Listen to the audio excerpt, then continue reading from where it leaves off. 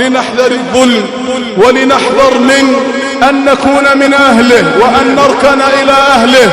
ومن حصل منه ظلم فليتحلل ممن ظلم الآن في هذه الدار قبل أن يأتي يوم القيامة فلا يكون درهم ولا دينار.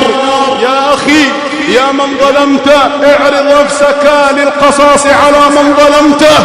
لست بأفضل من رسول الله صلى الله عليه وسلم، ففي مرض موته جعل يقول: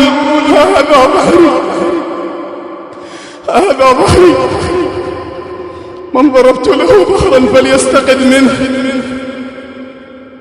وهذا عرضي،